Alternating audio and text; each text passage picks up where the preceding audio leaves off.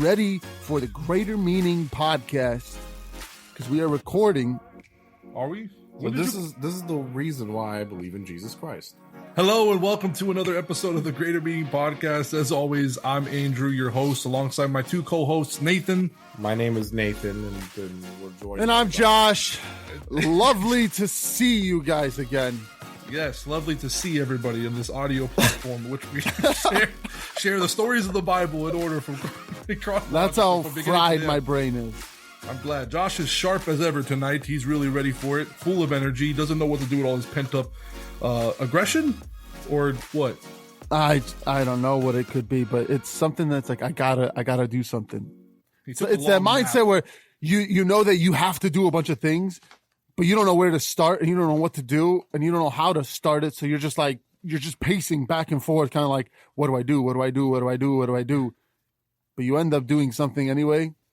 Yeah. Something Andrew completely different. my notes on construction paper. I just have really good quality paper, man. I like to feel a good, stock. Is that how you say it? Well, in this episode, did of the they name him podcast, Esau? We continue our story through the because he's a simple guy, and his name was over each other. He saw. So because he saw, and he just did what he saw, because he's so simple, they named him Esau because he saw. All right, we're not doing that. Today, we're going to see that Isaac is fully embraced and moved into the role and has seen firsthand the amazing ways God works, blesses, and preserves his elect. Jacob. No, he said Nathan was trying to read my introduction notes. We carry on the story from last week. We continue on into Jacob, Isaac, Esau, his brother. And this episode, we continue the story, and we're moving through the patriarchal period, the history of the Bible. Isaac has fully embraced and moved into the role, and has seen firsthand the way God works in his life, the way he blesses and preserves his elect. And Jacob, having usurped the birthright of his older brother Esau, through a bowl of lentil soup, will now surreptitiously move in on the blessing that was carried down from Abraham and Isaac, which is usually, up until now, preserved for the firstborn. By the encouragement of his mother and by the kind of like this little sneaky moving, we're going to have some very interesting things we cover this week. It's going to be a very sneaky episode, to say the least. It's going to be. I think this episode, I'm going to play definitely a very neutral role here in speaking terms. You're nothing. Because I don't want to be biased. I don't want to have that Christian biased mentality. It was just like, it's no, dude. He was sneaky. Like he was devious. Like he literally stole the birthright from his brother. He tricked him. You were so not being unbiased, right? You're totally like just siding. I'm playing a neutral. I'm playing a neutral base. I'm neutral, but Jacob was wrong. Okay, maybe I'm more on the anti side, I guess, a little bit at the moment. Well, it's a really from a story based. It's a really interesting story because, as we saw in the last episode, we talked about we're going to see that there's a difference between a birthright and a blessing. I think we talked about it briefly. A birthright was something that was reserved for the firstborn son, and they would essentially inherit a double portion of all the land and all the assets that the father will pass down physically on the earth, as well as the title of the patriarch or the leader of the family or the tribe. And the blessing is something that is given directly by God. I mean, the father can pray over, but God will be the one that chooses, blesses, preserves. And we're going to see kind of how Jacob sneakily kind of found an opportunity to take the birthright whenever Esau was hungry for a bowl of soup. How would you explain it in today's point of view, birthright and blessing? Like kind of a promotion and a bonus? Well, we don't really have a way to kind of describe it other than the way it's written there, because in the society that we live, at least here in America, there isn't like, first of all, girls can't inherit. If you have a daughter, she won't inherit no land. Second of all, we don't. Well, I wasn't asking for that. I was asking for the birthright and blessing example. Well, so we don't really have birthrights, because I mean, like, I know we don't have birthrights. There's never been like a president and then his son becomes president later on. Wait a second. Or like the guy that owns a large ranch, his firstborn son. So there wasn't a George Bush Sr. and a George Bush Jr. There's not like actors and then their kids become famous Hollywood actors or singers whose children become famous. I'm not saying that it's nepotism. Okay, that's a different thing. Nepotism and birthright are completely different things. I'm talking about. I was more saying like if I have a company, and then I'm gonna pass my company down to my first, like to one of my children, probably the one that was obviously the most interested in being in the company and everything. I would give them kind of like a birthright type of. Now you own the company when I pass, and then the other kids probably will just get a little blessing. That's kind of what Abraham did. I mean, he gave some gifts to his other children, but Isaac inherited pretty much everything. But we see that, Nathan, if you could start us off, we're going to get into it so we can kind of describe, because we're really getting in the weeds of the logistics of, the legal definition of birthright and, a will and pass down, people have things they pass down, but needless to say, blessing is different, right? Jacob had usurped or stolen the birthright, and now he's going after more. Nathan, if you could start us off by reading the first 3 verses of Genesis chapter 27. Isaac blesses Jacob. That's the title. You didn't have to read the title. That's okay.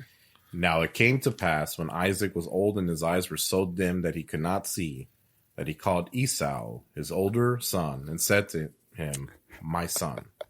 And he answered him, "Here I am." Why did you roll your eyes when I said that? Why do you say Esau? Because he saw. Jacob and Esau. Okay, I'm sorry. You always find a way. Let me redo this. Now it came to pass when Isaac was old and his eyes were so dim that he could not see, that he called Esau, his older son, and said to him, "My son." And he answered, "Here I am." Then he said, "Behold, now I am old. I do not know the day of my death. Now therefore, please take your weapons, your quiver and your bow, and go out to the field and hunt game for me. And make me savory food, such as I love, and bring it to me that I may eat, that my soul may bless you before I die." You said the first 3 verses. I did say the first 3, but actually the 4th one makes more sense to close there. Wow. Thank you for that beautiful reading. Sorry. I'm sorry for laughing a little, but I don't mean to mess up names. I'm just not smart. No, so Esau, and Isaac calls Esau to prepare him a meal. He's old, and some say he's around 130 to 140 around this age. Pretty this old. Is around the time that his mother would have already passed away, and he's getting close to the age where Abraham, and he's like, okay, I'm getting up in age, I'm blind, I'm old, it's time to kind of re-solidify. And remember that there was some partiality between the parents and their children. That he loved Esau because he was a hunter. He loved Esau because he was a hunter. He loved to eat the game that he would catch and prepare. And we see that that's actually what Esau does. He still fully intends on blessing Esau with the passing on of the blessing that comes from God, the one that will carry on the promise that God made to Abraham. But he has him do a task first. And that's something that kind of paused me at first. Why did Esau make him prepare a meal beforehand? Like, why did he make this interruption or this pause? Like, why didn't he just bless him then and there? Like, why did he have him do that? What do you guys think? Because it was a special moment. Yeah. And whenever you have a special moment, whether you propose, whether you do anything, a lot of times you go out on a meal, right? You go out and you have a good meal to remember that day. That day that you had that great steak or a great fish. Well, the only reason I ask, it's not because I have some hard-hitting reason behind it. Just the first thing when I was reading and studying for this, I was thinking about that. It's like, because of that pause, it kind of let room for all the other trickery that's going to come in and happen. If Isaac would have just right there and then called his son Esau and said, "I'm going to bless you," and blessed him, there wouldn't have ever been an opportunity for what's going to happen. It could have also been just like that's. I mean, obviously that's one of the reasons why why Isaac loved Esau was the fact that he would go out and he would hunt and he would make his father these great meals and everything. So he knew that was one of his favorite things that his father loved, and And Isaac obviously knew that was part of their relationship. That was something that they bonded over. So before that, he passed on this birthright to him. He wanted to do something that they both loved together. Oh yeah, I like that for sure. That makes sense. It's like kind of a moment, some suggest that maybe it was like a reflection of choosing like fleshly desire over like spiritual desire. But honestly, I think there was no like, when I was doing research, there wasn't no sort of tradition where it's like, oh, this is what's done. Because it wasn't like it was done too much. It was only Abraham. That fleshly over spirit, that's like looking for. That's what I'm saying. Like there really isn't like a huge reason. Well, I was just emphasizing the point. It's just like whenever big important things happened. What I said kind of did make sense from just from a personal point of view, but even from just any point of view, we still do this nowadays. We still, back in the day, they still did it, whether like an army was about to go to war. It was known to, when a big thing was about to happen, just people ate, and people ate good.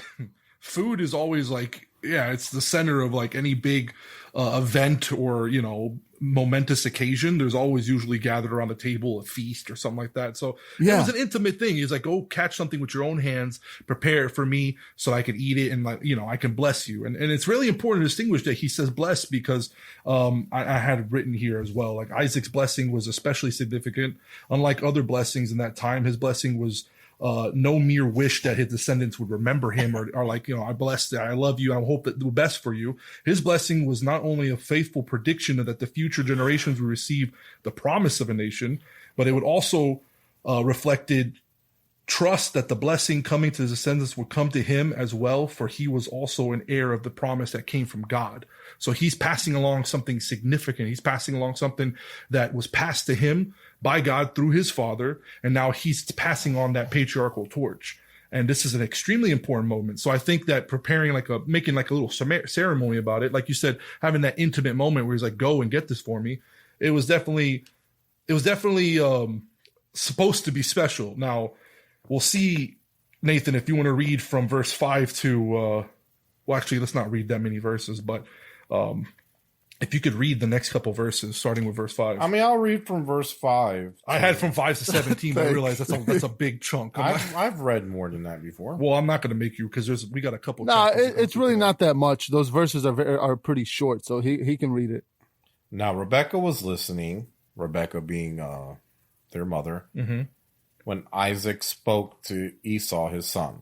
And Esau went to the field to hunt game and to bring it. So Rebecca spoke to Jacob, her son, saying, indeed, I heard your father speak to Esau, your brother, saying, bring me game and make savory food for me, that I may eat it and bless you in the presence of the Lord before my death. Now therefore, my son, obey my voice according to what I command you. Go now to the flock and bring me from there 2 choice kids of the goats, and I will make savory food from them for your father, such as he loves. Then you shall take it to your father, that he may eat it, and that he may bless you before his death. And Jacob said to Rebekah, his mom, look, Esau, my brother, is a hairy man, and I'm a smooth-skinned man. Perhaps my father will feel me, and I shall seem to be a deceiver to him, and I shall bring a curse on myself and not a blessing. But his mother said to him, let your curse be on me, my son. Only obey my voice, and go get them for me. And he went and got them and brought them to his mother, and his mother made a savory food, such as his father loved. Then Rebekah took the choice clothes of her elder son Esau, which were with her in the house, and put them on Jacob, her younger son. And she put the skins of the kids of the goats on his hands and on the smooth part of his neck. Then she gave the savory food and the bread which she prepared into the hand of her son Jacob. Nice. So, interesting thing here, I think it's important to note. Remember that whenever Rebecca was pregnant with Esau and Jacob, that God had come to her and made a kind of a prediction, not a prediction, a prophecy, stating that the younger 2 nations war in her belly, and the younger will serve the older. And I think that really stuck with her. But the older will serve the younger. The older will serve the younger. Yeah, my bad. And I think that stuck with her a lot throughout the whole life and the relationship they had together. And then hearing this, she finds an opportunity, and it was actually the mother goading on Jacob and kind of coming up with this scheme. It was Rebecca who came in and kind of encouraged this deception this stealing of the blessing. Deception to who, though? Because it wasn't not obviously Good because question. we know the whole story. Because Great question. it wasn't a deception to God; it was a deception to Isaac. And it's still funny that even though it's not a deception towards the Lord, if Isaac would have caught him and would have cursed him, now he is cursed. You get where I'm coming from? He's cursed, even though that the Lord allowed this whole deceivery and trickery to happen in the first place. Because Rebecca, the Lord brought Rebecca to Isaac. The Lord came and told Rebecca that Jacob will become greater than Esau. And Rebecca's just doing her role. The Lord knows how Rebecca's mind works, and that's why he chose her probably for this exact moment.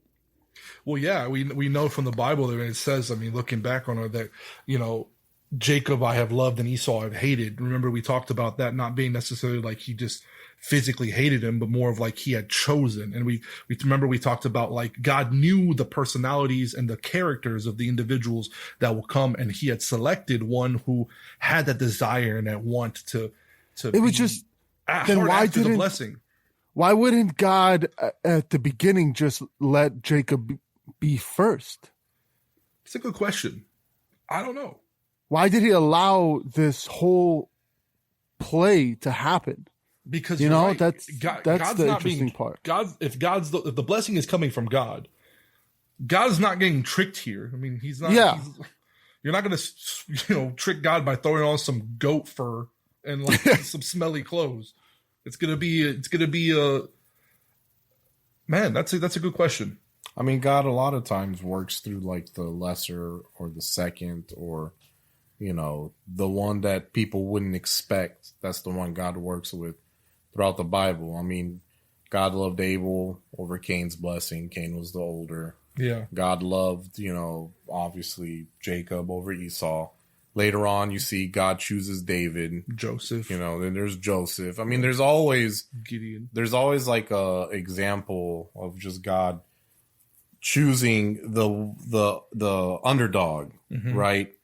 The one that will work harder, right? And then even Jesus alludes kind of to it later on, like he who has been forgiven much loves much, right? And it's like the ones that like shouldn't just naturally succeed, but they do. They work a lot harder. It's like that old mantra, hard work beats talent when talent refuses to work hard. Yeah, that's actually a good way to look at it. Like Esau had all the talent, but he never went to work. He was very fleshly minded. He was quick to give up. He didn't take it seriously. And we know it's something that mattered to him, and we're going to see that again here, but it wasn't something that he took reverence in or actually interested himself in. And we see that actually he was kind of a thorn to the side of his parents, and the fact that he took on these two wives that were not from where he should have taken wives. They were doing things that they shouldn't have been doing. But either way, I mean, we have the story here. So Rebecca covers, she makes the meal after Jacob takes these two little baby goats and prepares the meal the way he likes it, and then covers him with the fur and does this whole spiel. So, I mean, you're talking about the blessing of God coming through a lie. And that's, there's one thing to be an underdog, but you're talking about he came in lying and the blessing he was still blessed. As far as lies go, though, I mean, it's a pretty, like, he put on a he put on some, Let's read. They could have all fallen apart so easily. I want us to read because and the point I want to make here is the fact that, I mean, the blessing, God had already made his choice beforehand, and the events were just coming out to light. God had already spoken what was going to happen, and then everything they did just fell in alignment with what God had already said. But if you could read the next, like 18 to 29, I want to like break down. So he went to his father and said, "My father." And he said, "Here I am." "Who are you, my son?" Jacob said to his father, "I am Esau, your firstborn. I have done just as you told me. Please arise, sit and eat of my game, that your soul may bless me." But Isaac said to his son, "How is it that you have found it so quickly, my son?" And he said, "Because the Lord your God brought it to me." Isaac said to Jacob, "Please come near that I may feel you, my son, whether you are really my son Esau or not." So Jacob went near to Isaac his father and felt him and said, The voice is Jacob's voice, but the hands are the hands of Esau. And he did not reckon. How hairy was Esau? Like, man, like pretty hairy. And he like did a not Wolverine. was he like a wolf? Dude. And he did not recognize him because his hands were hairy like his brother Esau's hands. So he blessed him. Then he said, "Are you really my son, Esau?" He said, "I am." He said, "Bring it near to me, and I will eat of my son's game so that my soul may bless you." So he brought it near to him, and he ate, and he brought him wine, and he drank. Then his father Isaac said to him, "Come near now and kiss me, my son." And he came near and kissed him, and he smelled the smell of his clothing and blessed him. You want me to continue? Yeah, sure. I mean, Surely the smell of my son is like the smell of a field, which the Lord has blessed.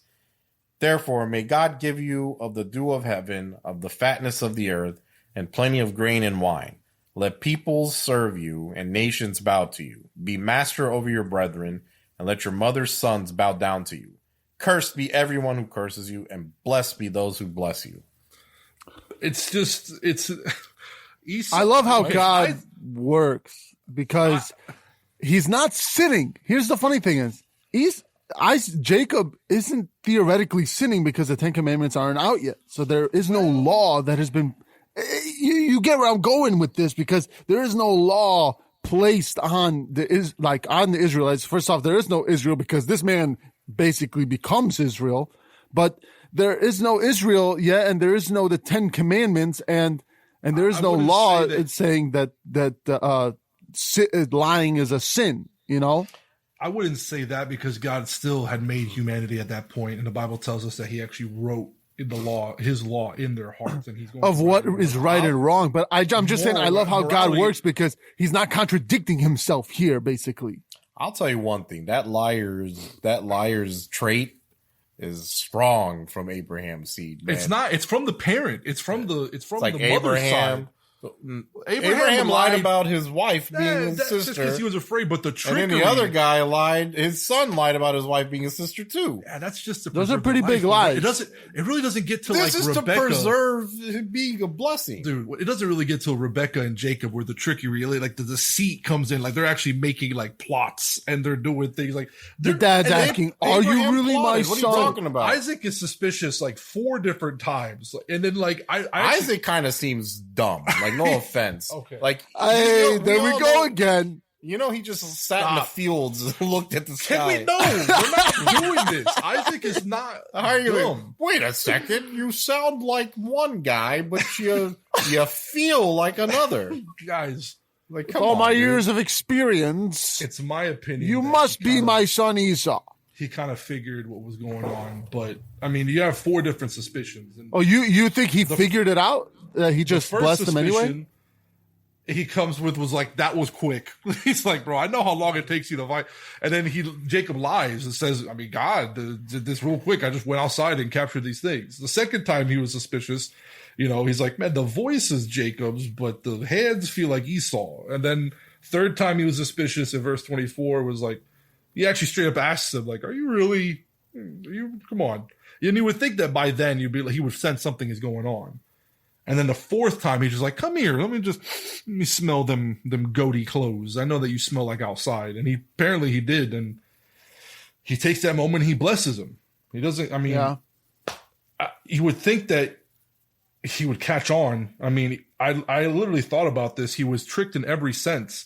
His sense of hearing, touch, his sense of common sense of smell, sense of sight, or his eyesight, like every single sense that he could have had, he was like deceived, and it covered up in that moment. His common sense. That's what I said. His common sense is like the first one, and then he blesses him with the blessing of God and his sense of smell. I'm just messing with you. I wouldn't, man. He's old. He's old at this point. He's seen now. He loves his son. He's looking to plant a blessing. I don't think he was unintelligent. I think he was deceived because it's a deception. Just because you get I know we've already had about this dude's life. There's a lot we covered about this in the wells. The wells. That's all there is wells. And it's not even him digging holes. It's like servants digging holes. Okay, first of all, Isaac was a very good example. First of all, he's an example of like a messianic example in the old Bible, like in terms of the We way get that he that. served. We get that. So it's kind of crazy just to be like, oh, he's not smart. Bro, he was fooled by goat skin, man. What are you talking? Like, you're really arguing a very thin argument. I'm not saying he was completely dumb, but come on. His dad didn't even trust him to go pick a wife. Like, you know what? You stay here. Servant, go get a wife for this guy, dude. Like, this dude hasn't found a woman. Wasn't he old when he finally got married too? No, it was just that he had to go. He didn't want a woman from the area and the land he was in, and he didn't want him to leave the land of promise. Yeah, you know why? Because he's like, this dude ain't coming back. That's not true. Like, this man ain't finding his way back. Oh boy, I think we should move on. That's why he loved Esau. It's like, dude, you could go in the forest and come back and not get lost. I love this one. Oh man, I was worried it would go in this direction, and I see that it did. The thing is, he has a point. We've been saying that Isaac is a little simple. Would you be tricked by your kid if he... Maybe. I just hope that when we go to heaven, Isaac doesn't come up to us and slap us in the face and say, I am not dumb. He's not going to slap me because I didn't say that.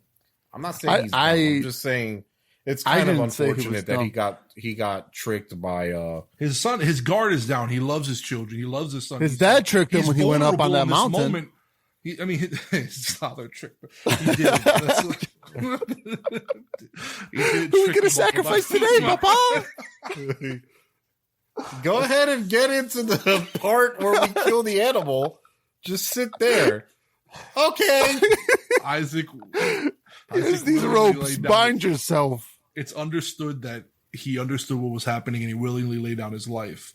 He was willing to be sacrificed. That's what it's understood. It's because we want to say that. Oh, Lord. No, because it obviously was written that there was kind of like a hustle and a tussle, and Abraham had to work to bind him up. There was no hustle and tussle. What are you talking about? Dude, I think Isaac helped him tie himself up. Isaac could have easily overpowered his father. I'll tie my legs up and then you get my arms. Okay. Why bind him? Why? Okay, this is past episode. Whatever.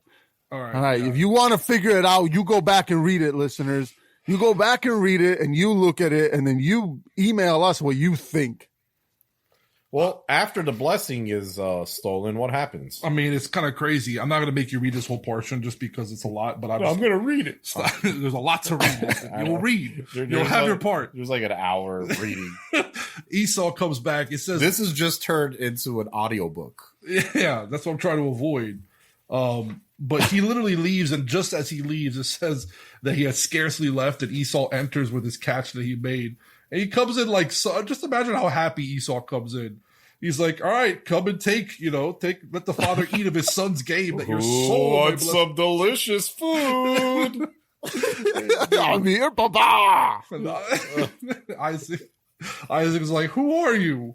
It's like, I'm your son, your firstborn. And he's just like, oh no. Dude, I said Isaac trembled exceedingly. He said, where's the one who hunted game and brought it to me? I ate it all before you came and I blessed him. And indeed he shall be blessed. It's interesting. I don't know if he had the ability to like recant a blessing or take it back or switch it from first, but he refuses. He actually doubles down. He believes in the way he's led, and the way it happened was the way it was supposed to happen. That's one thing. And Esau is destroyed. But he says, your brother came with deceit and has taken away your blessing. That's what Isaac tells Esau. And then Esau kind of goes off and kind of calls him a supplanter. And has he not also taken away my birthright, but I've now taken away my blessing as well? And it says that he literally lifts up his voice and he weeps. And you know that this meant something for Esau, that maybe he treated it careless. Maybe he treated his birthright careless. Maybe he treated his responsibilities carelessly with the way he found the wife, the way he found two wives that were not supposed to be necessarily the wisest choice, the way he lived his life. But it shows you this idea of where his mind was at, that his was very fleshly centered, very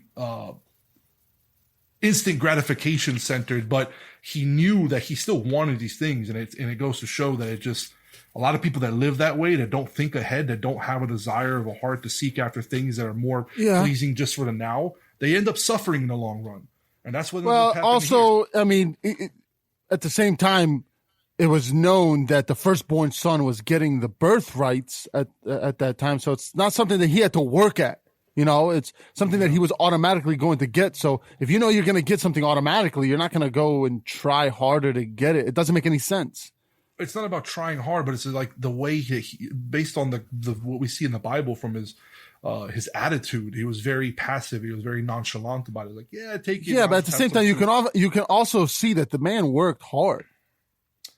I think he was a guy that worked at the things that were glorified by other people, that was praised by his dad, but everybody else thought he was cool. And what did Jacob do? You tell me, what did Jacob do other than wander around the tents with his mama? I mean, he was learning to cook and learning the way that things are actually organized from the background, I'm assuming. Tell you what Jacob did. He stole that blessing. Tell you what Jacob did. He ended up with the birthright and the blessing. What did you do? From what I see at the moment is that Esau was actually doing more of the work. I mean, sure, but Jacob wasn't done. Rebecca actually cooked the meal for this occasion. Jacob didn't even cook it. She came up with the plan. Now, Jacob didn't even argue with the plan. The only thing he said when she brought up the plan was like, wait a minute, he's hairy and I'm not. What do I do? What do you say? Oh, yeah. He didn't say, no, mother, this is wrong. Or no, I don't want this. He's like, hold on. He's going to find out that I'm like super like, I shave every morning. Like, this is not going to be a good thing. You know that Jacob does bless Esau. There is a blessing. So there is a blessing for him. It's not obviously the blessing that's the same, but Nathan, if you want to read the blessing of Esau. Behold, your dwelling shall be of the fatness of the earth and the dew of heaven from above. By your sword you shall live, and you shall serve your brother. And it shall come to pass when you become restless that you shall break his yoke from your neck. What does that even mean? What's his ancestors? What did they become? I would say maybe it breaks his burden from his neck. His descendants end up being like a huge like enemy and a thorn again to like Israel's future, and it was like constant problems and war, and it wasn't good. But so Esau hated Jacob. Oh yeah. This led to like, if there was already some like contention between the brothers, this tore it. Like, he literally said that he hated Esau, and he had enough respect for his father that he wouldn't kill him while his dad was alive, but essentially once the days of mourning were over, that he would kill Jacob. Like, he was out and about just saying that openly. It's not like he said it in his heart and he planned. It's like it was so widespread that words came to like Rebecca, like it was told around the tent in the area, like, oh yeah, Esau's going to kill Jacob as soon as he gets the chance. And that's actually where his mother steps in. And Rebecca kind of has this idea, like, the only way that your brother is comforting himself is by saying that he's going to kill you. So you should get up and go stay with my brother. Remember Laban, when we met Rebecca back in the day, when the servants chilled in the tents and Laban was very present. Laban's going to make a little bit of a comeback here, and we're going to see just how deep this little trickery in the family goes, because that's what I was saying earlier. Like, doesn't really, like, yeah, Abraham lied and to try to save his life so that he doesn't get killed, and Isaac lied kind of similarly, but the deception in the family, like, that stems from Jacob really comes from like Rebecca's side, which I guess still comes from Abraham, because that was like Abraham's brother's kids, but so talk about Rebecca's second kind of deceit right here that she does to Isaac. What do you mean? Well, she's basically saying like, oh, we gotta send Jacob to go out because we don't like Esau's wives. Yeah, so go. That's the reason. That's the reason that she kind of uses to kind of shade it, like give it a double meaning, which I don't think was wrong. I think she was like a half truth that she used to make it. Yeah, but we're all taught that if it's a half truth, it's a lie, right? Is that true? I don't know. That's how I was taught. Mean? Like, either you tell the full truth or no truth at all. This is a half truth. The fact that she said, "Oh, we should send him away to my brother so he could find a wife," because it says, it's being deceitful. I am weary of my life because of the daughters of Heth, essentially the two girls that Esau took as wives. If Jacob takes a wife from the daughters of Heth, like these who are the daughters of the land, what good will my, like, she's literally like, I'm just going to die. I think, and she was tormented by these people, like these women and the ways they lived How their terrible lives. were they? I'm just They like, would just serve other gods. They were very, like, they were just, imagine this, the brattiest, the worst, the most spoiled, stuck up, like, just no regard, no care, no respect. And they were just leaving like their constant- sacrifices out there to rot, and it would smell, and you're just like, why don't you clean up after yourself? Yeah, there's some like Jewish beliefs that the reason that Isaac became blind was because of like the incense burning from the sacrifices of Esau's daughters was in the tents, and God punished him. Like, it's there's no biblical. I don't know. I'm not going to say that's true or not, but it was like it was something that was vexing to them. So that was a half truth. Like, oh, send him. It wasn't just for that. It was also so that Esau doesn't kill him. But I also want him to find a wife, and where better to find a wife? Just like whenever Isaac found a wife, it was from the family or the homeland, the homeland, the area that he knows will be somebody that's clean and good. And that's how we kind of end chapter 27 with this tearing apart of the family in two. Esau is essentially just running wild now, just upset, completely torn apart, completely just lost everything. All he has is his two wives, and now he has neither birthright nor blessing, and rightly so. He's just about as upset as it gets. Now, when we move into Genesis chapter 28, verses 1 through 5, Isaac blesses Jacob and charges him not to take a wife from the daughters of Canaan, but to go to like his grandfather Bethuel's house and stay in the house of Laban. So kind of confirms after Rachel talks with Isaac, Isaac comes and kind of reaffirms this. Nathan, if you want to read the first 5 chapters of Genesis chapter 28. I'm not reading 5 chapters. First 5 verses of Genesis chapter 28. Then Isaac called Jacob and blessed him and charged him and said to him, "You shall not take a wife from the daughters of Canaan." You just said this. Arise. Read what I just summarized real quick. Go to Paddan Aram, to the house of Bethuel, your mother's father, and take yourself a wife from there of the daughters of Laban, your mother's brother. This is what I want you to read, actually. May God Almighty bless you and make you fruitful and multiply you, that you may be an assembly of peoples, and give you the blessing of Abraham to you and your descendants with you, that you may inherit the land in which you are a stranger, which God gave to Abraham. Sounds familiar. Remember, Abraham was like, I'm just a stranger in this land, or I'm just a, visitor to this land. It's kind of like this idea. Sorry, continue. Read that fifth verse. Well, the 5th verse repeats the first verse. So Isaac just sent Jacob I'm not away, reading that and he again. went to Paddan Aram. He sent them away to the place where people came from. So yeah, Jacob's now a little bit on a journey. He's away from home. He's got the blessing, but he probably feels uncomfortable. It's probably like this fear, because this comes up later. Like he's worried. He's worried about, he knows how powerful his brother is. He knows how vindictive he can be. He's probably, it's twin brothers. So I don't think he didn't like him at all. They weren't close at all. I'm sure there was some love there and there was some connection, but he's leaving, kind of as a fugitive from his own home. Literally verse 2 and 5 repeat yourself verbatim. I'm sorry. I'm just saying, it's just weird why they word it like that. Well, the Bible is a lot like that. It's the writing style. It's like, you should go to blah, blah, blah, blah, blah, blah. I did. So therefore he went to blah, blah, blah, blah, blah, blah. Yeah, that's biblical language. The next little portion, verses 6 through 9, is something interesting happens. Esau sees this blessing that Isaac had given Jacob again, this blessing that Nathan just read. And he kind of like, I don't really know why he does this, but he takes a third wife. He takes one of the daughters of Ishmael. He goes to Ishmael. So Ishmael makes a little bit of a comeback here. Our boy Ishmael, the archer, the one that was sent away. Well, they probably went hunting together. Who else maybe was an archer? Esau. Esau was an archer. Yeah. You think they exactly. bonded over that? Oh, for sure. Probably. They shared each other's bows. Like, look at my bow. And then look at my bow.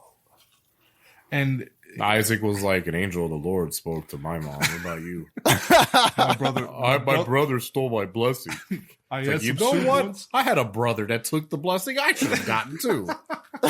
So they bonded over 2 things. You think Just they bonded things that over they had the in fact common? They both got usurped by their younger brothers? Yeah, probably. I think it's such from Isaac's brothers? I think what him trying to take another wife is such a dumb, it's like, If anything tells you it's obvious why he's not going to be the blessed one, It's kind of what it's that move right there. Yeah, like, I think it was just I'm a gonna coping take over. method. It's like, dude, of his. you're such a poser. You're not. Some people like, fall back to eating and whatever, but he falls back and it's like, you know what? I just need another wife. I mean, he thinks that taking one wife like this after the fact will give him some sort of redemption. Like, Esau is honestly like one of the saddest characters. Like, he's living in a constant state of regret. He's like fumbling to reclaim what he has lost, his pride, his lack of character, his lust usually like rules everything that he does. Perhaps he believed that this shallow display of repentance would like kind of somehow redeem himself in the eyes of his parents. But I mean, it wouldn't actually make sense because it's not like he ever put away his other wives or disowned his other wives or divorced them. He just kind of like added this one to the stack, you know, and there's reason to believe that it's not like she was going to be better either. She's just like, oh, well, he was blessed this way. Let me try to get one too. So it's a little bit, you know, it's just telling, like Nathan said, it's really telling to the type of character that Esau is. He so easily gave away his birthright for soup. Yeah, like, we tell you that. That's the reason God, I believe, knew this and kind of set into motion all these things. And that's why he allowed the events to play out the way they did, because he sees everything from beforehand. Now, we're coming up on a very interesting portion of the Bible, something that's going to be referred to later and something that's been used not only in the Bible, but in history, in the technological world, in popular culture, in, you know, science. We're coming upon the story of Jacob's encounter with this divine ladder as he travels to his uncle Laban, and he stops somewhere along the way. Nathan, if you could read for me Genesis 28 verses 10 through 22. Now Jacob went out from Beersheba and went toward Haran. So he came to a certain place and stayed there all night because the sun had set. And he took one of the stones of that place and put it at his head, and he lay down in that place to sleep. Then he dreamed, and behold, a ladder was set up on the earth, and its top reached to heaven, and there the angels of God were ascending and descending on it. And behold, the Lord stood above it and said, I am the Lord God of Abraham your father, and the God of Isaac. The land on which you lie I will give to you and to your descendants. Also your descendants shall be as the dust of the earth. You shall spread abroad to the west and the east, to the north and the south. And in you and in your seed all the families of the earth shall be blessed. Behold, I am with you, and will keep you wherever you go, and will bring you back to this land, for I will not leave you until I have done what I have spoken to you. Then Jacob awoke from his sleep and said, Surely the Lord is in this place, and I did not know it. And he was afraid and said, How awesome is this place! This is none other than the house of God, and this is the gate of heaven. Then Jacob rose early in the morning and took the stone that he had put at his head, set it up as a pillar, and poured oil on top of it. And he called the name of that place Bethel. But the name of the city had been Luz previously. Then Jacob made a vow, saying, If God will be with me, and keep me in this way that I am going, and give me bread to eat and clothing to put on, so that I come back to my father's house in peace, then the Lord shall be my God. And this stone which I have set as a pillar shall be God's house, and of all that you give me, I will surely give 1/10 to you. Jacob's ladder. Which is also a workout. Which is also like, isn't that like one of the like Tesla inventions or something like that? I don't know. Who's Tesla? There's a movie also called Jacob's Ladder. I thought that was a band. There's that too.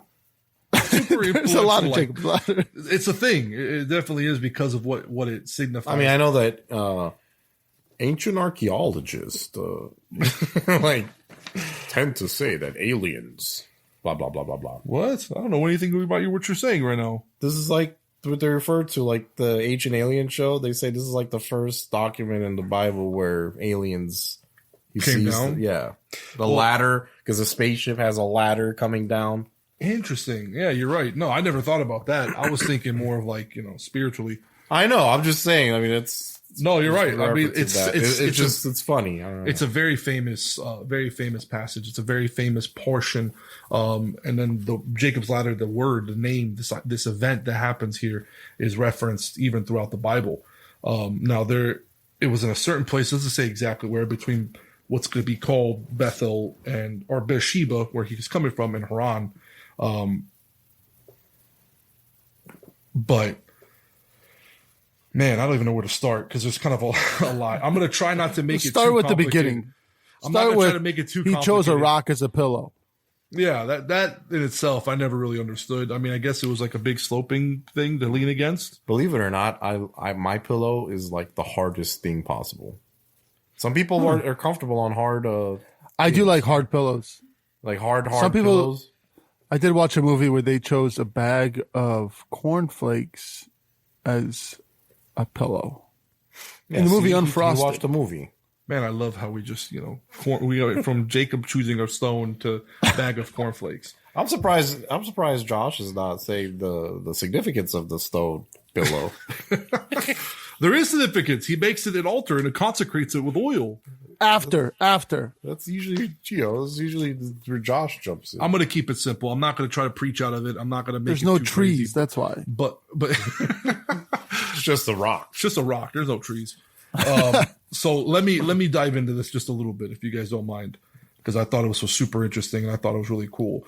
Okay. The word for ladder that was used here in ancient Hebrew is kind of unique. There are other words that refer to different types of like staircase or going up and coming down, but the ladder, the word is actually sulam, the ladder that reaches to heaven. Not to be confused with Mulan, which is a Disney movie. Sure. The word sulam is made up of 3 Hebrew characters, Samek, Lamed, and Mem. Now, the ancient Hebrew alphabet actually has like pictorial meanings as well as further like numerical meanings. The Hebrew language is extremely deep, and it has multiple different levels of depth behind the meanings and the way it's used. But the different characters that was used to spell out what Jacob saw. Samek, the first one, had a meaning in Hebrew, which is like support or assistance, or like an assistant, right? Lamed had a picture meaning of like a shepherd's staff, and the word itself also meant authority. Like, how a shepherd's staff or a staff would be to reach in and pull up, and it's authoritative. Yeah, like a shepherd. Well, you've seen shepherds. And then Mem was water, or specifically later like wisdom, water of wisdom, can also be referred to as living water. So what he saw was this idea of like a supporting authoritative figure bringing forth living water. The reason I bring it up like that is because later on in the Bible, when Jesus is meeting one of his disciples and calling him to himself, Nathanael, he says to him in 1 John chapter 51 that, behold, I saw you when you were under the fig tree. And Nathanael believed him in that moment. And he said, do you just believe me because I said that I saw you under the fig tree when nobody else saw you? He said, most assuredly, I say to you, hereafter you shall see the heavens opening up, just like it did in Jacob's, and the heavens of angels of God ascending and descending upon the Son of Man. This lets us know that when it talks about the ladder of heaven, Jesus referred to himself as this ladder, as this conduit between heaven opening up and the earth below, and how it came up and down. Jesus later on became the ladder, which was the connection, and he was the supporting, authoritative figure bringing the living water, which he referred to himself as. I thought that was super cool and bringing this super deep understanding of what it was that Jacob saw. Jacob saw Jesus. He saw an idea of Jesus. Yeah, exactly. How God is above it. And what he said, the thing that was interesting when I thought about it is like he saw this place where it came up and down. He was so enthralled about the specific location, but I don't think it was just restricted to that location, because the blessing of God was on Jacob. It was anywhere he went. And I think that anywhere he went, God was constantly above him, because it said that God was above this ladder. And then he called out, and what he does there, he reaffirms the blessing that he gave to Abraham. He shows him, don't be afraid. I am with you, and I will be the one that supports you. I will make your descendants, and I will do all these things for you. And I just think that's an interesting idea to think about, because if there's a contrast to, remember the story of the Tower of Babel, right? Yes. Man's idea that they think that they can make something to reach up to heaven, but God himself came down. Now God is showing that I am the one that's above, and I actually descend to you. I support you. I bring to you water. I bring to you the things that you need. I'm the one that supplies you with the blessing, the protection, the provision, and everything that you need to supply. On top of that, I send angels constantly back and forth to bring either news, bring things that you need, bring protection. I think it was a beautiful moment, and I think that's really interesting. There's a reason why God or Jesus later refers to himself as this ladder, as what the angels ascend and descend on. You see, God comes to affirm the promise to Jacob that he gave to his father, his grandfather, and Jacob is given a vision of this connection between the heavens and the earth, and how God sends angels up and down. And this is also it's just a foreshadowing of Jesus, and how he's not just someone that's coming to show the way. Jesus will eventually, he is the way, he is the truth, he is the life. Did they say ladder because they didn't invent stairs yet? No, it was specifically. They had ladders. They had ladders. I don't know. They had ladders, but did they have stairs? Yes, they most likely had stairs. I most definitely think they had stairs. I don't know, man. I'm just because when I envision Jacob's ladder, it's all angels going up and down. I don't. All right, when you envision the Tower of Babel, a ladder like a firefighter, climbing a ladder and then climbing down a ladder. I envision them walking up and when down. they built the Tower of Babel, do you think that they just had ladders everywhere, or they probably built stairs into it? Or it was just a big ramp in they a had circle? Look at the pyramids; they had stairs. You don't think they going had up elevators? the pyramid? Well, people believe that the pyramids were actually smooth. Those are the under. It was actually covered in limestone. They discovered whole things under the pyramids. Yeah, apparently. that was something new. It's so much. Yeah, we talked whole about city. that before. Like that, what's under the pyramid, it's bigger than the actual pyramid itself. Well, just understand. Just to bring it back real quick, it's just Jesus Stones. being the ladder. He later refers to himself as the way, the truth, and the life, and that nobody goes to the Father except through him. And referring to himself as ladder is deep because God, the Father, was above that, reaffirming the blessing, and then Jesus being the connection between heaven and earth. It's just a really interesting foreshadowing and also showing another depth of layer. Remember, one of the things we do through this podcast is we constantly run into Jesus as a figure and that he is involved. He's not someone that was just born in a manger and had never come up before. Jesus was divine and he was God and he was with God throughout this whole period. And Jacob, in his moment of refuge or being as a refugee, running away from his own home, after being blessed, he's kind of given this beautiful vision that maybe he didn't deserve at this point because he wasn't. And God's going to work a lot. Don't worry. Jacob gets his too. God doesn't just allow things to happen and live however he wants. We're going to see what happens next, but he's merciful in the way he wants to show, give him a sign, because that's what God does. He is chosen. He wants to show him, you are chosen. This isn't by accident, and I'm going to be with you. I think it was extremely beautiful. So yeah, I know. And that he was chose a rock weird as with a the pillow. That was the harshest thing right there. The pillow rock. I mean, it's probably just something that was there. He didn't have a whole lot. I know that. I don't know. He probably had his. We're kind of glossing over. At the end of it, he's like, "All that you give me, I will surely give you 1/10 to you." Yeah, he brings the same thing that Abraham brought up to Melchizedek whenever he met with him after the conquering of the kings and reclaiming his nephew. I know another thing. Go ahead, Josh. I'm sorry. Where do you want me to go? So, Why don't you go? Interesting thing about rocks. Well, wait, I'll go. I'll go. I'm just letting you go. Okay.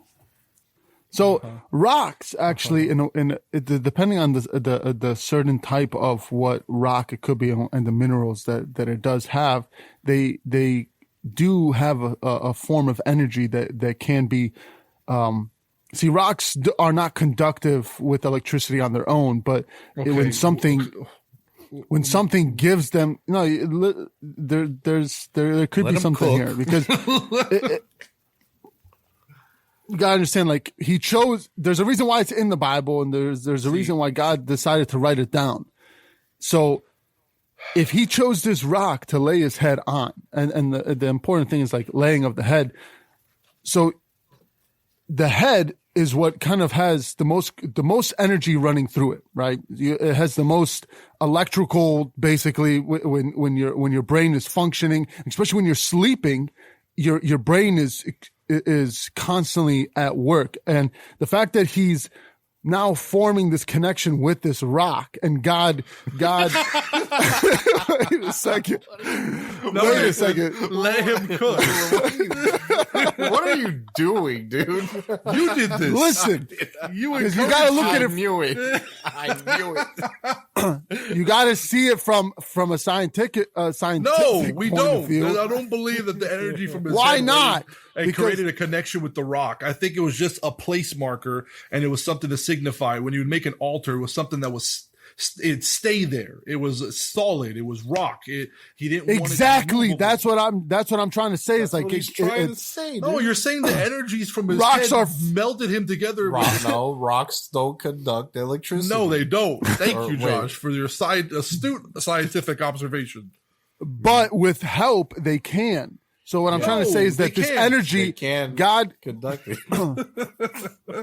it's the same thing with like how with Abraham was around these trees when God spoke to him. I'm trying to say that. Josh, please Listen, before you make me sound like a crazy person, Well, we don't need. You don't need Personally, help. I think you should finish your thoughts. I'm trying to say that that God uses energy out of the land when Isaac blesses Jacob, and when Isaac blesses Esau, there's a certain context of a blessing of the land, not just being fruitful of the land, but land has a huge, obviously God creates everything, and land has a huge emphasis on everything that God forms. So even later on, if we don't cry out, right, that the rocks will cry out. So when Jacob's laying his head on this rock, Hold on. on this rock, and He just threw that the rocks would cry out. He put another Bible verse to it. He brought in the whole Jesus' entrance into Jerusalem. I think Josh just We're not- looked up every mention of rocks in the Bible right quick to like draw a conclusion. No, dude, we were doing so good. I thought honestly does have a point. When God blesses you, he does use this. Like remember, just even with Isaac during the time of a famine, he had 100-fold like return on his harvesting crops. I'm not saying that's not true. To say that the rock was, what are you trying to say? The rock was blessed. From a symbolic point of view, the rock is forever. Basically, it's there. Peter's called the rock upon which it lasts forever. So the fact that he's putting his head on the rock, and then God's giving him this vision / dream, it has some form of energy to do. Kind of sometimes can be through the land. It's also listen. Just to springboard off of Josh. Think about this. Didn't Jesus say to Peter, "Upon this rock I will build my church"? Yeah, the idea that Christ is Lord, not and upon this Peter. stone which I have set as a pillar shall be God's house, and God's house is the church. Oh my! Hey, brain. that's springboarding off of him. Oh no! I know. Oh, but it's man. There's a reason why Peter's God name does was things. The rock. It's the same thing.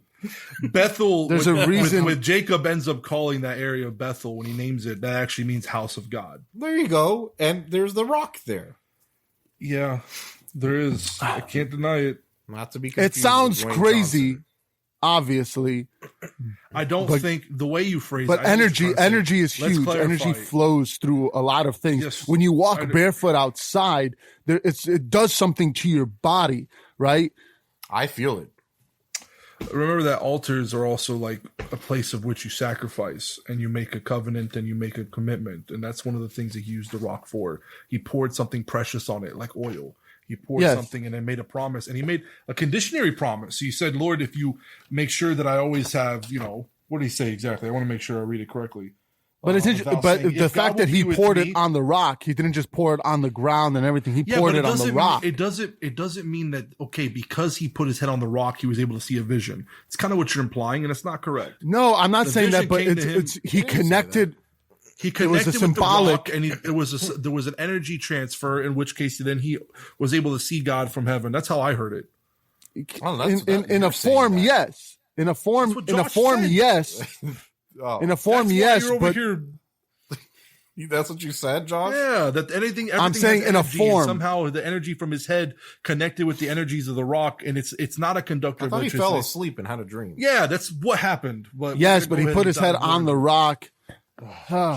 God works through the earth. God works through the earth. When he's speaking to Moses later on, he's speaking through a burning bush. When he works through the earth.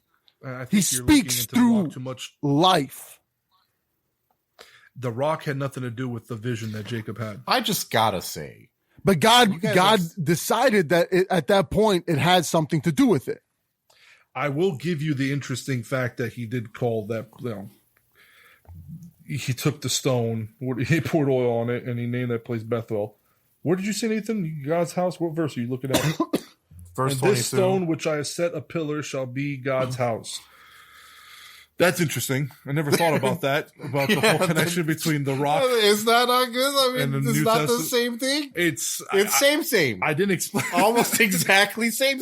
I didn't expect to see that. Upon this rock I will build my church. See, the problem with Josh is that he's usually on to something. And he says, seriously. I'm the crazy homeless man that says a bunch of things, and then when you really think about what they say, they're like, and this guy's got a which point. I said, a pillar shall be God's house. That's same.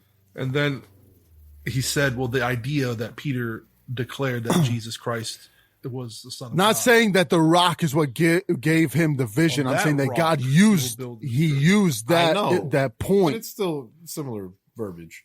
Well, he also says this is a gate of the heavens, and Jesus also says, "I am the gate of the sheep." Yeah, so I mean, there's a lot of it's a lot of foreshadowing. It's a lot of connections to Jesus and that church and God's house. I think that there is there is significant symbolism and connection there. You're right. The way you started to say it seemed a little bit mystical, with like the rocks and the energy of the earth. Now, yes, Listen, whenever you start building a house, it looks crazy. God uses he speaks to a donkey. What you were saying is like if the people weren't praising him as he was entering into Jerusalem, that these rocks would open up their mouth and cry out. Yes, you're right, but it wasn't. We have to be very careful with the way we kind of project this. Maybe he gave that rock a mouth, and the rock spoke to Jacob, whispered in his ear as he was sleeping. All right, now you're reaching, Josh. No, I'm not letting you. By the way, I'm very proud of all three of us because we've said the rock a million times and not once have mentioned the rock. You did once already. I know. You keep trying to bring. You know that that there is a conspiracy really with the rock and Dwayne, that they're actually two different people. And I was so excited about Jacob's ladder and just the beautiful, it's beautiful. Connection. It's beautiful. Little did you know we'd be talking about rocks. No, I thought it was beautiful. And Jacob baited him, or Nathan baited him. No, I didn't. You did earlier. No, I didn't. You got nothing to say about the rocks, Josh? All right. Well, let's move on to the next. Let's move on. So now we jump to Jesus now, right? So is this where we get before we get there, this is kind of where we get tithing, almost like a more formal. This is another confirmation, just like Abraham. Now Jacob does it. It's something that eventually will also be taken and done in the temple, and then it is another place where we find biblical evidence for tithing and where people get giving a 10%. Now that's also interesting because the way that income existed back then is not the same as this. Yeah, they would burn things and give them to God. So theoretically, we should take our money and burn it all collectively, right? It's not. This is very much so not the direction I'm going with that. No. Well, I think we should move on to the point where chapter 29 comes. Like I said, this was a beautiful experience that Jacob had. God revealed himself. He had a very extremely deep and important and heavy dream that he saw. But like I mentioned earlier, it's not like Jacob wasn't like in need of some type of retribution. Like he didn't need some type of punishment for what he'd done, and God does take care of his own. But we see Jacob arriving near the area where he encounters a couple shepherds by a well, and he kind of speaks with them. Eventually he arrives at his destination where he's headed after this dream, and he encounters 3 flocks of sheep and their shepherds. And after greeting them and learning, he talks to them and he says, where are you guys from? And they said they're from Haran. And Haran is exactly the area he's looking for, where Laban lived. And Jacob, after kind of talking to him for a little bit, he kind of gives him like a really light rebuke. You know, it's an interesting little interaction here. Jacob, Nathan, if you could read from 7, read 7 onward. Then he said, "Look, it is still high day. It is not time for the cattle to be gathered together. Water the sheep and go and feed them." But they said, "We cannot until all the flocks are gathered together, and they have rolled the stone from the well's mouth. Then we water the sheep." Now while he was still speaking with them, Rachel came with her father's sheep, for she was a sheep herdess. Okay, let's stop here. Her name is Rachel. And I like Rachel. That first. It's definitely not Rachel or whatever you said. Both of you butchered that. Jacob is, why does he know so much about watering sheep if he like spent all his days in the tents? Why is he telling other people what to do with their sheep? That's exactly the right question. He kind of gives them a rebuke. He just meets these guys like, "What are you doing here, lazy bums? Go out there and do what you're supposed to do." Some people believe because the verse before it said that, he asked, "Hey, is my uncle Laban well?" He's like, "Yeah." Matter of fact, his daughter is coming right now with some sheep. And when he saw him, he wanted to kind of get him out the way because it was 3 flocks. It's like, "What are you guys even doing here? Get out of here. She's on her way. Let her come up front." That's probably what happened, because what ends up happening right next is whenever Rachel gets there, Jacob rolls the stone from the mouth of the well and waters Rachel's sheep. So this is a really interesting callback, because remember how Isaac found his wife when the servant went out and met with Rebecca, that he prayed to God in his heart and said, if she comes out and not only gives me water, but water for all my camels, that will be the one. And Jacob immediately does something kind of similar. He runs and rolls the stone away from the mouth of the well, waters all her sheep, and then he kisses. Can we also talk about the other symbolic point? Basically, the Jesus being the water of the living water of life, and the stone gets rolled away, and then the waters can pour from it, so that we all can drink of the waters. I think we're reaching now. Yeah, but it's easy to kind of fall down. Wait, hold on. In verse 11, it said, Jacob kissed Rachel and lifted his voice and wept. Yeah. Start crying? Dude, what's wrong with this man? He's obviously got some problems. A lot of people make a whole lot out of this, the whole Jacob kissed Rachel thing. It's like a whole, like, oh my God, he sees her, he goes and makes out with her, but he didn't embrace her. Like literally the next couple verses after she runs back and gets her dad, Laban comes and says that he kisses him and embraces him. He didn't embrace Rachel. I think it was just like a form of greeting because he knows it's his cousin, and it was this moment. But it was also like the weeping part, Why did he weep? Could have been like a moment of like joy. I found my family. Some people make a lot of comments, and there's a lot of studies out there.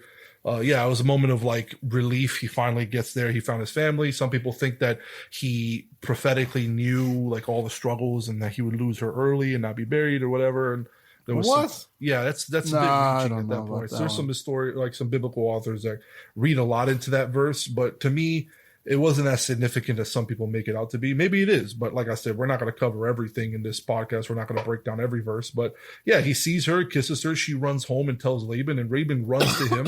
He kisses him. He kisses him and embraces him. They didn't embrace, and after he stayed with his uncle Laban for about a month, it says that he falls in love with Rachel. Interesting.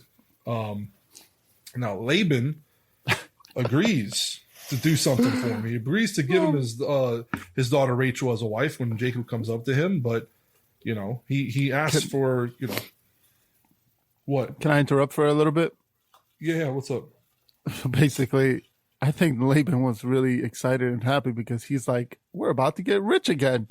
There's another son of the Holy High coming in looking for a wife, and he just so happened to fall upon our family, and he might have a bunch of camels ready to give gifts to us. I mean, you're not incorrect. I mean, Laban does have. Is this the same Laban? Yeah, it's the same Laban that was received like gifts from the servant. Jacob loves Rachel so much that he said, I will serve you for 7 years for Rachel, your younger daughter. And Laban said, it was better that I give her to you than I should give her to someone else. Stay with me. So he kind of enters into this agreement that Jacob is going to work 7 years under Laban, tend his sheep and stuff like that in order to marry his daughter. Yeah, marry his daughter Rachel because he fell in love with her. That's a long time. Yeah, he had it, I guess. Man, where else was he supposed to go? You know what? I bet you he was wearing. I wish that servant that got that one chick to come like day one was around. That guy had some game about him. Like Jacob, I gotta work 7 years. Like Jacob offered to. Jacob said, "I will work," because it was also the younger daughter. Now, Nathan, if you could, do you think he was like, "I'll work 7 years"? In his head, he's like, he's not gonna actually say yes. And the dad's like, "Yeah, sure." He's like, "Oh, what?" These whole numbers thing is. They've been 7 years, 33 ladders, 33 steps to the ladder. What are you talking about? 33 steps to the ladder. Apparently, with the whole Jacob's ladder thing, like it's widely kind of known that it was 33 steps to this ladder with Jacob's ladder, and then Jesus lives 33 I've years. never heard that ever. We just read it. It said nowhere on there, and there was 33. I know. It says it doesn't on really Google. say it. Look, you can look it up. It's what it says on Google. It's like the top search. It's the most significant. Like, widely agreed to be. Well, that's where you get the whole like 33 says the number 33 is like the whole page, and then it says steps on the ladder. All right. Then you get the Masons, and the Masons, the highest is 33. Yeah, the order of 33. And then what does Mason mean? Mason means basically kind of somebody who works with rocks, and he. Josh, you got Jacob over here with rocks, and Jesus is. Okay, there we go. We're not. Wow, I almost fell down there. All right, so where Laban has two daughters. It's important to note he has a daughter named Rachel and an older daughter named Leah. Now Leah's eyes were delicate, but Rachel was beautiful of form and appearance. So Jacob actually loved Rachel and wanted to work 7 years for her. But he likes Leah. And it says that Jacob served 7 years, and they only seemed as a few days to him because he had the love he had for her. Now, Nathan, read from verse 21 to 27, please. Then Jacob said to Laban, "Give me my wife, for my days are fulfilled, that I may go into her." Whoa. And Laban gathered together all of the men of the place and made a feast. Now it came to pass in the evening that he took Leah, his daughter, and brought her to Jacob, and he went into her. And Laban gave his maid Zilpah to his daughter Leah as a maid. So it came to pass in the morning that, behold, it was Leah. And he said to Laban, "Stop looking at me. What is this you have done to me? Was it not for Rachel that I served you? Why then have you deceived me?" And Laban said, "It must not be done so in our country to give the younger before the firstborn. Fulfill her week, and we will give you this one also for the service which you will serve with me still another 7 years." Then Jacob did so and fulfilled her week. So he gave him his daughter Rachel as a wife also. Yeah, it's so with Jacob working these first 7 years and kind of fulfilling this role of taking care of the firstborn and doing that whole thing. It's just kind of him paying his debt for what he did before, taking the firstborn's blessing and it could be looked at that. It could be looked at like birthright. That's one thing some people say, that it was like ironic that he was deceived in the same way that he kind of deceived his father and had to like take this woman. And it's kind of like, well, first of all, let's ask yourself a question. It seems like Laban was pretty serious about, like, why didn't he just mention this at first? Why did he from the very beginning? Because he seemed maybe cool he about thought it for the that 7 maybe years. he thought that Leah was gonna find a guy by then, but then once time was coming up, he's like, yeah, she's 7 years older and still single. The Bible says Leia had soft eyes, but that's another way of like, not the best looking chick. Like, are you sure? I mean, I thought it was just like she was plain. Like, no, it was like soft eyes. They called Rachel beautiful. Every other woman's been beautiful, Sarah and all these other, but like Leia is like, she has soft eyes. Like, he has a point. Like, normally when you say like somebody's, she has really soft eyes. Exactly. Nice eyes. When somebody's ugly, you kind of just say they got beautiful eyes. Mm-hmm. I mean, I guess I'm trying to look it up too. I didn't think to look up the soft eyes. Leia's soft eyes symbolizes envious, malevolent intentions. Oh, come on. Okay, with all that stuff. Like, it's mostly like the Bible's being very nice and calling her ugly. I don't know. Without calling her ugly. Does the Bible ever call anybody ugly? Yeah. Who? I'll have to get back to you on that. Okay. But I don't know. Yeah. It seems like every one of the patriarchs was extremely beautiful. They had beautiful wives, matriarchs, ripped, and everybody was amazing and rich. Why would they be ripped? What are you talking about? They were all really rich and beautiful. Like every one of these people. That's because. Well, I'm sorry, but Abraham, if he's able to pick up his sword at 100-something years old and go fighting, I'm pretty sure he was probably ripped. I don't know. He was probably just a dude. Nah. He was Leonidas. A man that wanders around and lives in tents. Obviously an alpha. That was so rich, the kings around him were like, "Oh, whoa, who's this guy?" I can't stop thinking of like Abraham in 300 now. Like they're all wearing like no shirt. Just that's how we gotta look at him, dude. Abraham was ripped. Well, why didn't Jacob realize that there was Leah in his bedroom at that night? But who knows? Maybe was he drunk? Was he? Some say that she was veiled, but like how, or was it dark when they consummated? It was probably dark. I don't know. Maybe they had candles. That would be nice, right? If they had some candlelight if it's something like that he was deceived by like blindness and he fell victim to that, to where he would have to like now work another 7 Well, who knows what their custom was for the first night of basically like a honeymoon night, maybe it was a sheet over her, or what are we talking about here? Like, no, maybe it was a dark room and then they would kind of bring this person in. But a lot of times it's interesting because it does say, right, that she had a servant with her. So a lot of times there would be a witness. Servant. There would be a witness on their first night of marriage. In other words, there was somebody watching the entire thing. Witness the consummation. Yes. I don't know about that. I just think that it was mentioned because it's in a lot of customs. Both Laban's giving of Zilpah as like Leah's servant to and giving this other servant Bilhah whenever Rachel gets married after Jacob works another 7 years, because he does love Rachel so much. He works a total of 7 years, 14 years for the two wives, and then another 7 years. So a total of 21 years he spends over there working. So he makes up for all that time that he just walked around the tents. Now he's a working man. I don't know about that, but the reason the maidservants are mentioned is very important because of the 12 tribes of Israel, or Jacob's children. Zilpah gives birth to Gad and Asher later on, and Bilhah gives birth to Dan and Naphtali, while Leah is mother to 6 of the 12 tribes: Reuben, Simeon, Levi, Judah, Ishkar, and Zebulun. And then she also gives birth to Dinah, who will be a very important character later, but that's going to be a whole insane story in itself. It's ready for that one. Someone's in the kitchen with Dinah. It's Dinah. Dina. Say Dina. That's how you say it in Romanian, but it's Dinah. Well, whatever. She was there.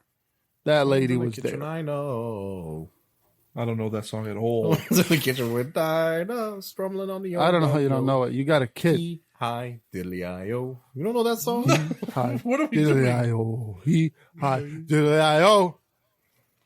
Stumbling on the old banjo. Anyway. Then Jacob went into Rachel, and he also loved Rachel more than Leah. And he served with Laban still another 7 years. I think it's interesting that Leah kind of draws a short stick, but God blesses her, obviously, because at first, we're not going to get too much into it from here. This is kind of where we're going to end the episode. You know, every today. time you say we're not going to get too much into no, it, we're not. I'm ending it here. We're going to end it here because we want to talk about the children of Jacob after this. After this, we're actually going to get into some pretty famous story telling. What shall we discuss otherwise if we don't go into the greater meanings of the scripture? I think we've already had almost 2 hours here. We're at least at an hour, something. Fine, be gone. We have a lot to get back into after this. We're going to have Jacob's dealings with Laban. And, you think Jacob's a trickster.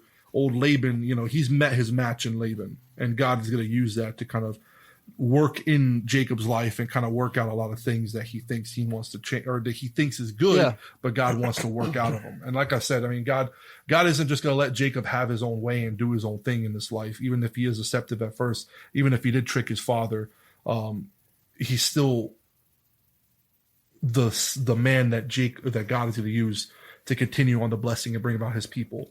And it just goes to show you that. And if I were to bring out a greater meaning from the story that we had today. Oh boy. Okay. Your greater meaning. It would be that even though we ourselves are undeserving, we could be deceitful. We can be envious. We could be usurping. We could be angry. We could be wrathful. It's not because of our worth that we have anything that we have from God. It's God's grace and his blessing, and he's the one that carries that. And even though he blesses us and he's good enough to do that for us, he still has his ways of molding us and changing us and working us into being the men and women that he wants us to be.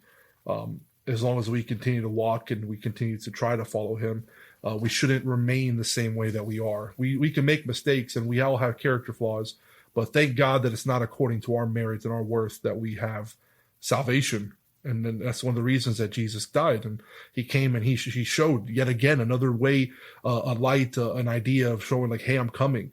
And I'm coming to be this ladder. I'm coming to be this way, this reconnection between you and the Father. Because we were supposed to be that. We were supposed to be God's representation to humanity and the representation of humanity to God. And because of sin, we lost that connection. And Jesus came back to fulfill that connection. And he chose these people. And we can see there's nothing particularly special. It wasn't like they were so great. I mean, everybody has their pros and their cons to their character, but it was God's goodness and God's mercy and God's righteousness that we have what we have today. It's not because Jacob was, smart enough to steal something, or because, Isaac was lucky enough to be born, or Abraham was, completely faithful. We see time and time again how these characters, they fall short.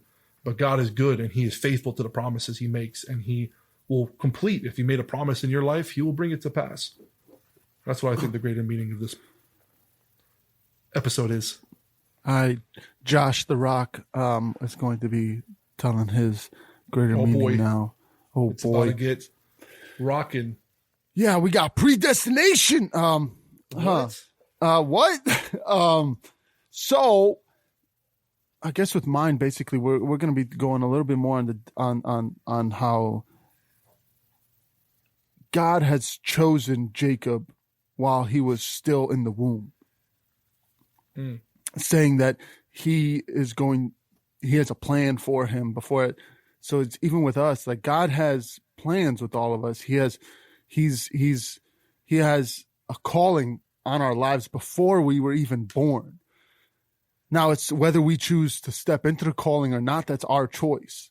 Sometimes it's a little bit harder for each one of us. Sometimes we have to go and, we go on a biblical standpoint. Sometimes we got to go and deceive, trick our way to the top. That's a little stretching it there, but that's kind of what it shows. That's what it shows in Jacob's story. He has to go take what is his, in other words. So sometimes, all right, we're gonna. I don't care. I don't care how crazy I sound. I'm using the Bible. We're using the Bible here. No, I understand. Remember how we talked about even if we have to be deceitful. Why did your voice change?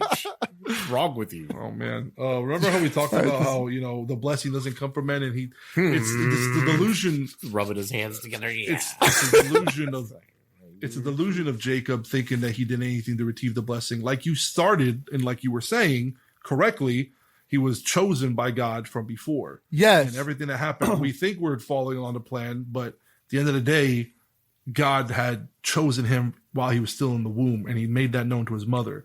You're right. Mean that we're supposed to be deceitful. This is Josh's greater meaning. We need to clarify that. Let him finish his greater meaning. Okay. Well, Andrew. Let me finish there before you start scolding me on what is right and wrong. Maybe he was gonna say what you just said. Maybe. I wasn't. I was going to say that sometimes you just got to do what you got to do to get that blessing. Man, but God has, he knows what we're going to do, and kind of what he has in store for us. And, my great meaning is like, it's our choice to walk in that calling, whether how crazy sometimes it can be. It's at the end of the day, it's us having to do the walking. So. Yeah, we have to step into the blessings God lays out for us. Thank you. Nathan? Okay, Andrew. My greater meaning of this episode. Since Andrew kind of essentially took every possible point of a greater meaning in the episode that laid it out for him. He did. And then Josh. I don't believe in predestination, by the way. Yeah. So let me just clarify that real quick. I'll say, Mike. I'm just gonna kind of go back to Jacob's ladder, and so in our and I always like to say in our lives or day to day, Jacob saw a vision, you could call it. And it was a dream, but it was a vision in this dream of something he didn't quite grasp or understand. Like at first he could just be like, oh, well, this is where God comes from heaven. He sends his messengers to and from earth. But he didn't see the big picture, right? He didn't see the scope that actually Jesus is Jacob's ladder, like Andrew was saying. He couldn't see that. And so I guess my greater meaning is God sometimes reveals things to us that are so mysterious, and we don't see the greater scope of how God works in our lives, right? We don't see that hand, how it guides us. All we see is our circumstance. We never really see the way God works. And I have testimonies in my life of how God worked in my life and did miraculous things, and it took a span of 10 years, 12 years, 15 years to where, because something happened 15 years ago, 15 years later, this happened, right?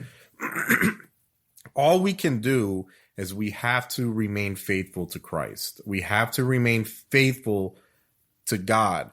We hear the saying God works in mysterious ways, but I think that's just become a saying today. Believe that God truly does work in mysterious ways. Just because your circumstance is as such one day doesn't mean that circumstance will remain that circumstance forever. And I'm speaking to myself as well as to the listener, right? Jacob saw something that was such a big revelation right there. He essentially saw Christ, and he didn't understand it. But he knew that it was an important thing because it was a dream. You think he didn't have dreams before and after? He woke up and he made an altar essentially. And he said that was something of importance.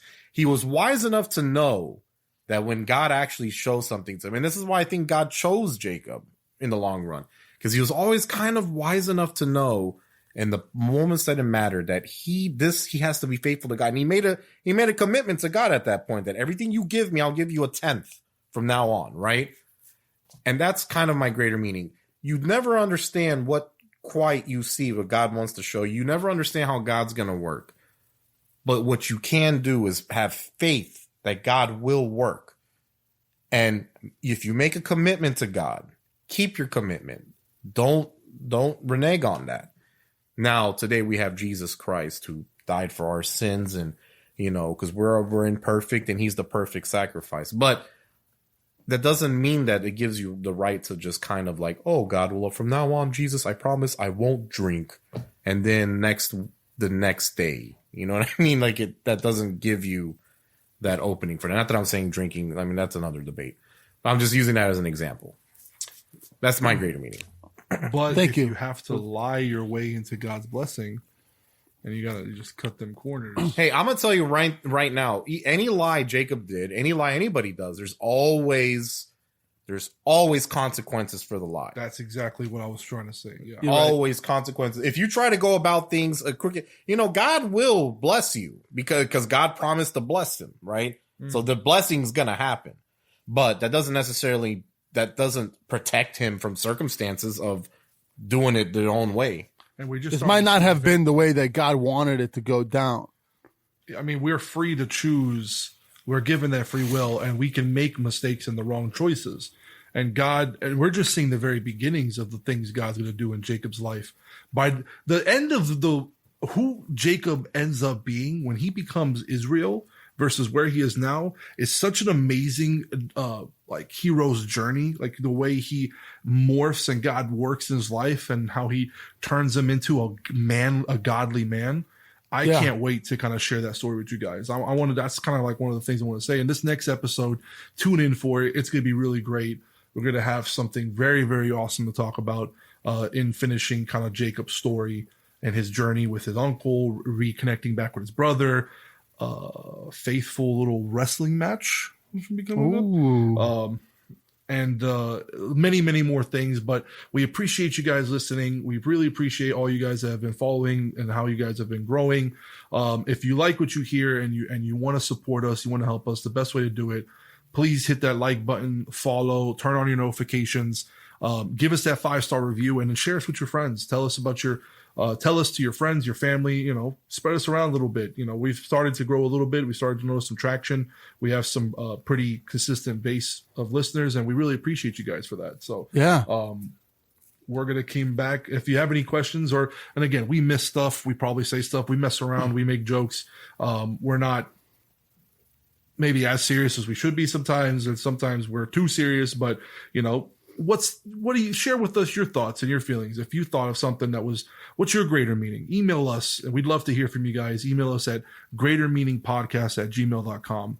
That's greatermeaningpodcast@gmail.com. And what we're probably going to end up doing here in the future is, because we have a few emails, we'll probably start doing some side episodes where we kind of go through listener questions and answer them, and maybe have that be a cool way to bring back, other things we've talked about. But yeah. That's all we got for today, boys and girls. Thank you so much for listening. Super cool. Look out for that merch. Yeah, it'll come eventually. Dude, honestly, I just thought is the perfect thing. The things for the table where you set the plates coasters? on. No, not coasters. Where you put the plates on, like the little placemats. Greater meaning placemats. That's what we're gonna be making. Oh, we can have them at wedding venues and stuff like that. Yeah, I really like the idea of but we're always gonna sell them in odd numbers. You'll never get the right amount. You gotta buy 7, 17, 27. It's always something that it's too many or too little. What are the other? I like the Greater Meaning Podcast letter opener, like the old school one, like just an old. Because I opened so many letters, I could use one. Oh man, thank you guys for listening. Tune in next time. I love you. This has been Andrew. This is also Nathan. Okay, bye. I can't even outro correctly. Right. It's so hot.